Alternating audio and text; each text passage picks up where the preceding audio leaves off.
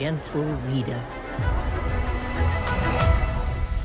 Did you miss me? Really special. I think we didn't get to do it the first time around, and we were all sort of separated in lockdown pandemic. But now it feels amazing that we're all together and getting to celebrate. I'm excited for fans to sort of join us again and to get to dive back into the world and to see what happens now that we know the identity of Lady Whistledown, to watch Anthony and what happens between him and Kate. Like, there's just a bunch of wonderful things to discover this season. You know what's wonderful is it hasn't been a challenge. It's really been a joy. Julia's books are so well written, and she's got such a way with words and understanding of these characters that getting to flesh them out and getting to turn it into something for the screen has really been a pleasure. You know, I always say I can't begin to tell you like why fans like what they like, but I love that they love it. So that's been really gratifying and really wonderful. I do think that it was like a breath of fresh air to have something that felt joyful during like such a dark time the first time around, and hopefully like they'll enjoy what they have to see coming back with us. We're already hard at work on season 3, and season 4 is to come.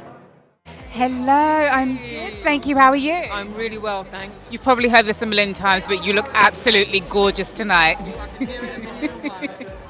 Just wanted to ask you, so this time round we get to see a more humanized version of the Queen, we get to tap into her emotions a bit more. Why is it important that we see this side of her, and why now? Gosh, I think it's, you know, I feel very lucky. You know, I get to wear fabulous frocks. I get to wear the fabulous wigs. I get to go and organise balls and, you know, search for Lady Whistledown and be involved in the gossip, but also to show the private side of the Queen and her humanity is really important, because I think that makes her relatable. A lot of the characters this season get to show a vulnerability, and I think that makes them relatable. And how threatened do you think the Queen is by Lady Whistledown, or do you just think that she wants to rein back that control? I think there is a bit of a threat, but I also think that there's a bit of joy there. I think she kind of maybe idolises or respects Lady Whistledown, but yeah, I think there's a bit of both there. There's, you know, she's put the Queen's nose out of joint. The Queen is the ruler. She's the ruler of the ton. She's the one that, you know, says what goes. But then, gosh, I think she admires Lady Whistledown. Who is this woman? You know? Yeah, a bit of both I think is good to play. And finally, what is it like to play a character with such power and such kind of control in an era where women didn't have that much power and control? Yes, that's interesting.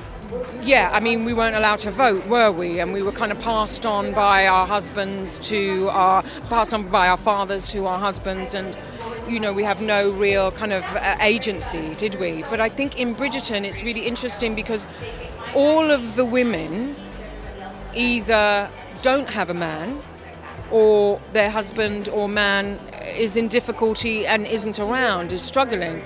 So you see a really empowered feminine energy, a kind of, in, you know, Lady Danbury, Lady Bridgerton, myself, Lady Featherington. All these women are, you know, in control of what goes on in the ton and have power. And, you know, whether it's kind of having power by what's the word I'm looking for? By kind of oh gosh, my brain is gone. You know, kind of investing in kind of, I don't want to say trickery because that's not the right word, but the underlying, do you know what I mean? Kind of coming at it from a different way. And making the men or society think that other people are in control, but really these amazing women are totally in control. They're pulling the strings, exactly. And there's a really good line that the Queen says, I don't think this is any kind of spoiler, to Lady Danbury, you know, she kind of says, you know, are you? I think you might be pulling my strings, Lady Danbury. And I think that's really great because you see like a really deep friendship. I know that she's pulling my strings. She knows that I know that she's pulling my strings. You know what I mean? But yet we somehow kind of get on with it and, yeah, cause havoc. Mutual respect. The part that I most admire about my character Kate is I like that she's not a people pleaser.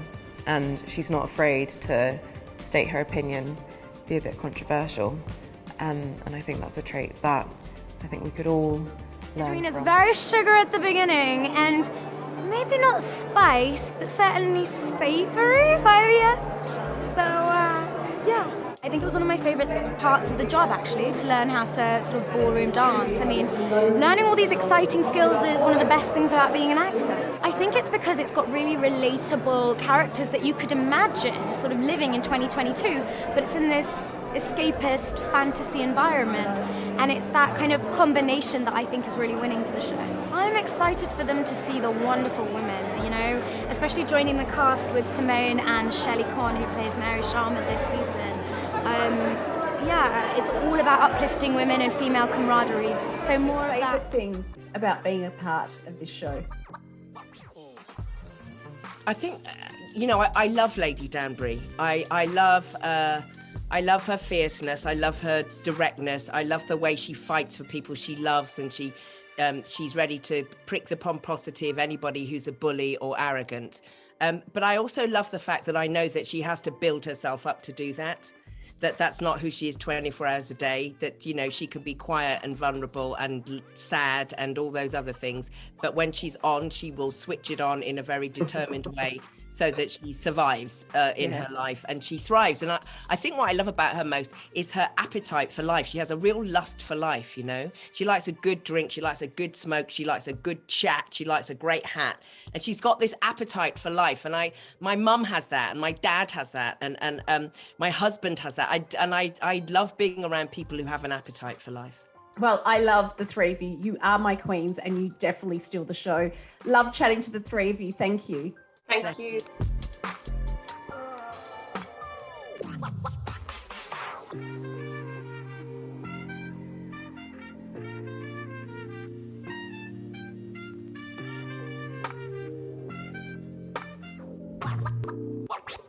Candidates today. Do you think she will return? We have heard nary a peep from Lady Whistledown since last season ended. Perhaps the writer came to her senses. Perhaps she realized taking on her queen was a bad idea, and she will never publish again.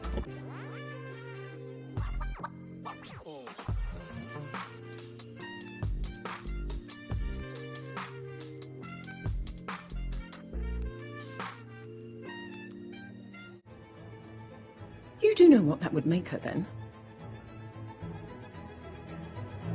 One of us.